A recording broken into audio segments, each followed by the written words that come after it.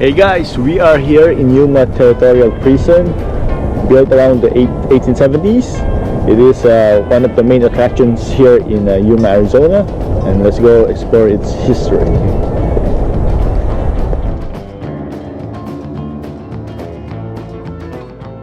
Resting on a hillside overlooking the Colorado River and just a few miles west of where it unites with the Gila River remains the ruins of Arizona's infamous Yuma Territorial Prison.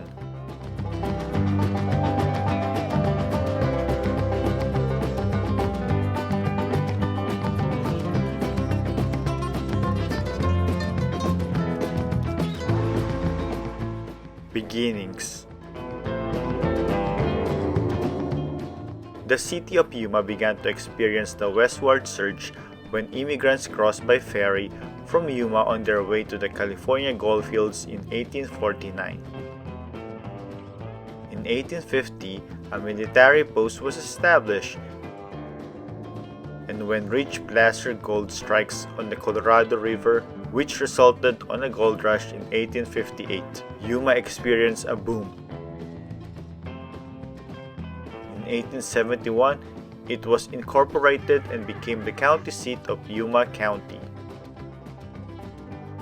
By 1875, Territorial Governor Safford recommended the construction of a territory prison. The competition of several towns included Prescott, Florence, and Phoenix being front-runner, but Yuma city leaders cleverly amended the bill to read Yuma in the place of Phoenix. The measure was passed and Yuma became the site of the Territorial Prison. It was constructed with thick adobe walls and resting on granite hillside with the current of the river to the east and the north,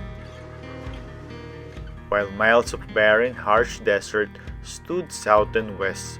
It provided natural barriers. When it was approved, it was given a budget of $25,000, while some of the prisoners were pressed into service to build their cells. It opened on July 1, 1876, and moved in the first 7 convicted inmates. Over the duration of 33 years of operation, between 1876 to 1909, the prison contained a total of 3,069 convicts, including 29 women, all convicted of crimes ranging from polygamy to murder. Built on a solid rock foundation, the cells were feet by 8 with height dome ceiling with poor ventilation.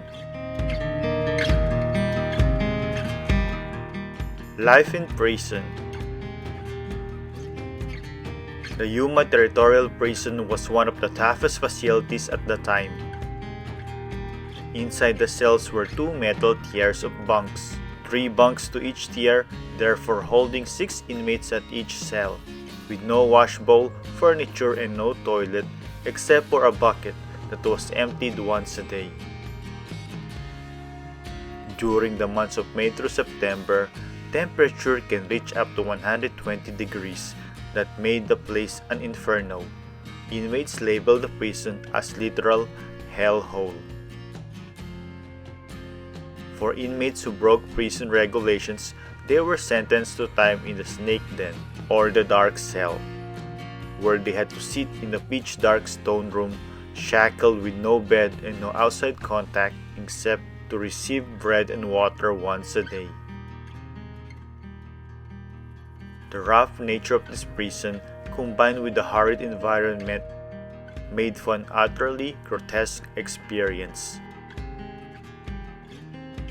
Despite all that, historical records indicates the prison was humanely managed, as prisoners had free time in which they read and crafted many items.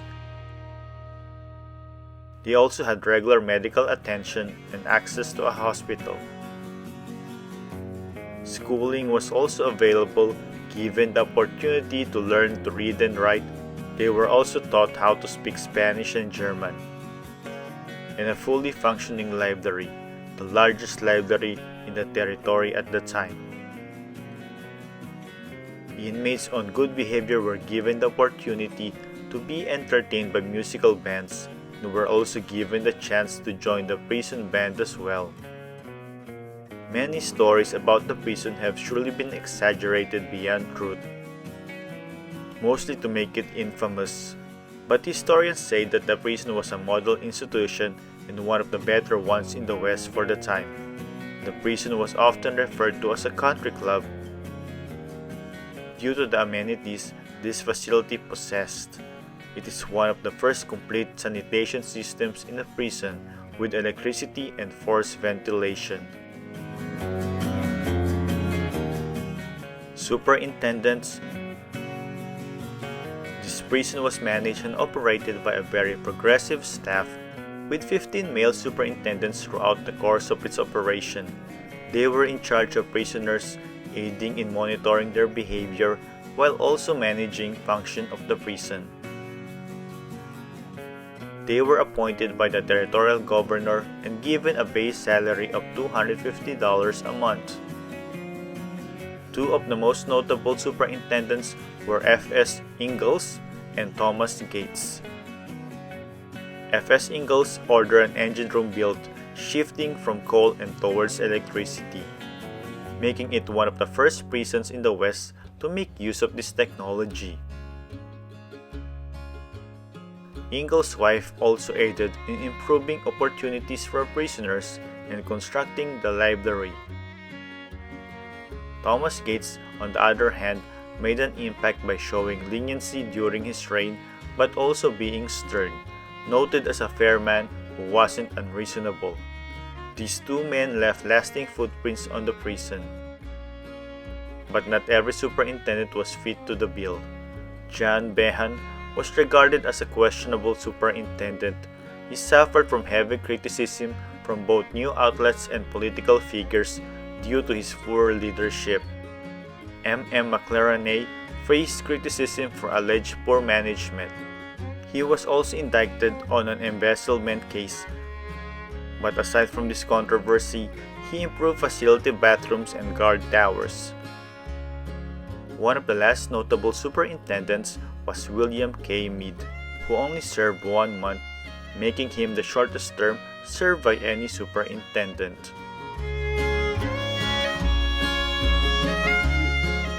Prisoners.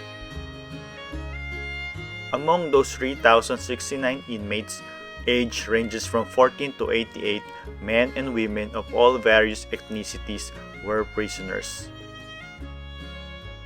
Some of the roughest and toughest characters of the West has ever known,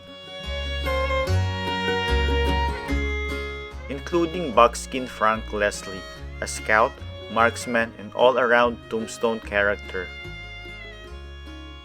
Pearl Hart, a female stagecoach robber. Also included were Mexican revolutionaries such as Ricardo Flores Magón, Librado Rivera, and Antonio Villarreal. More can be said about the vast and notable prisoners held within the facility. Many held vast criminal backgrounds and were weathered outlaws. After prison. By 1909, the prisoner closed down due to overcrowding and no room for expansion. The prison and inmates were transferred to a newer facility in Florence, Arizona. From the date of closure, the prison's facilities have been occupied and used by various groups. After the Yuma High School burned down, the high school board rented 4 structures and used them from 1910 to 1914. The school athletic teams became known as the Criminals.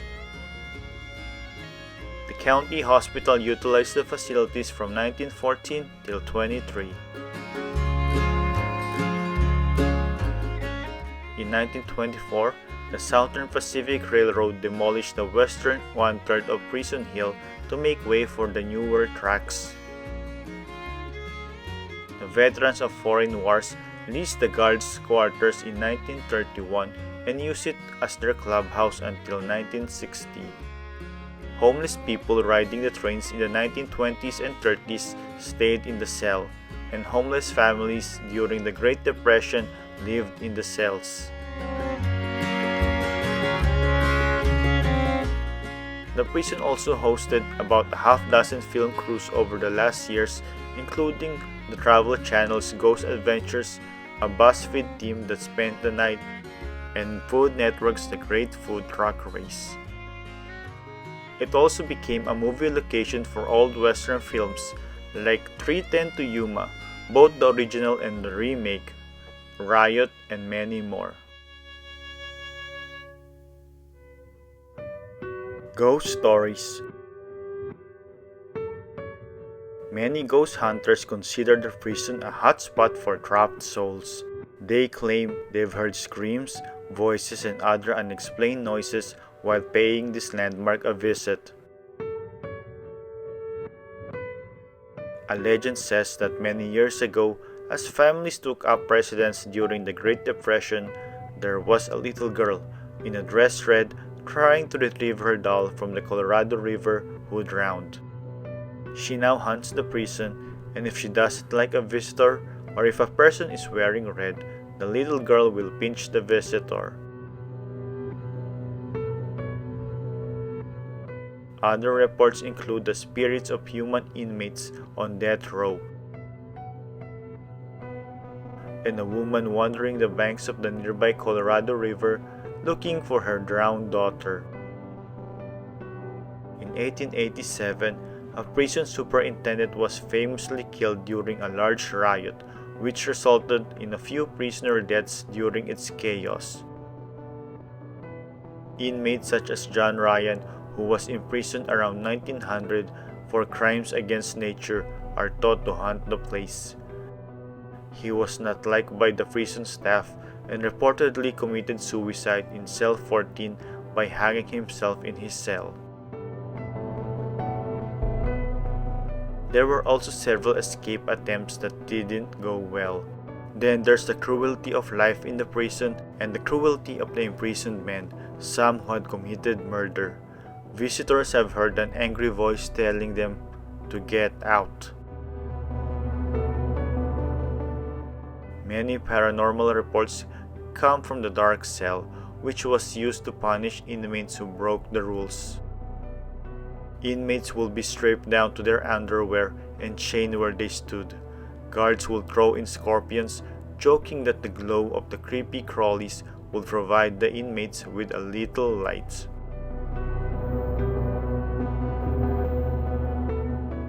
Two inmates who spent time in the dark cell were immediately transferred to an insane asylum upon release. These claims can be supported by the account of an Arizona highway writer who attempted to stay inside the dark room for 48 hours. The challenge failed just short of 2 days due to the writer feeling uneasy alone within the cell.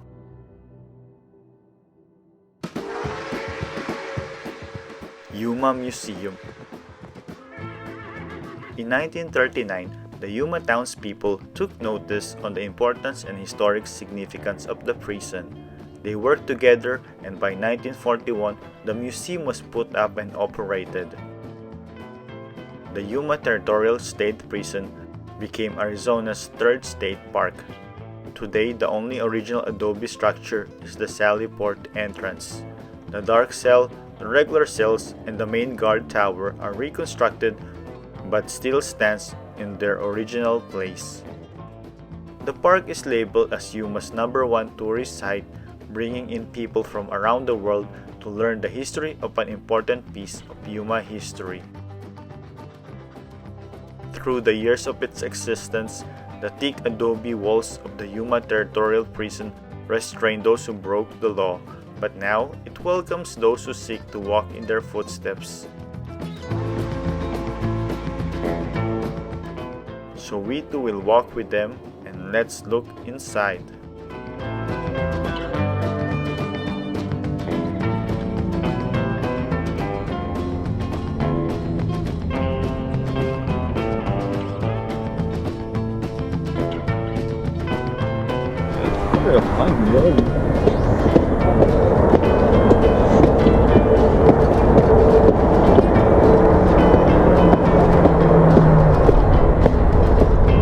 my jet ski.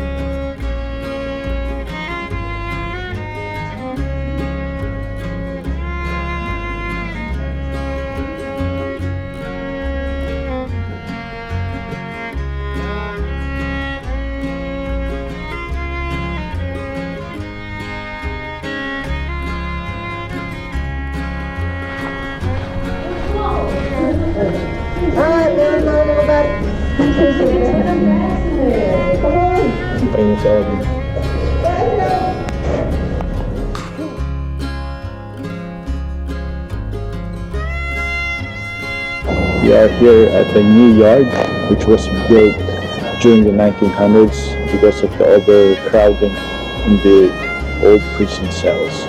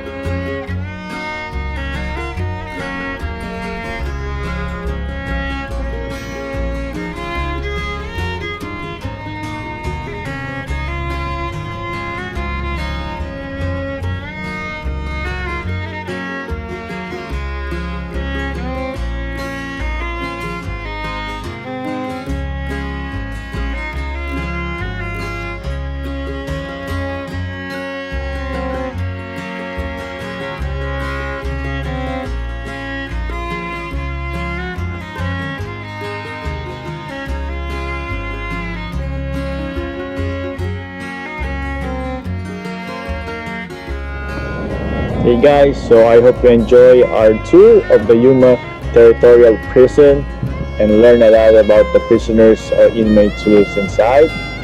Until next time, don't forget to hit like, subscribe, and share. Bye!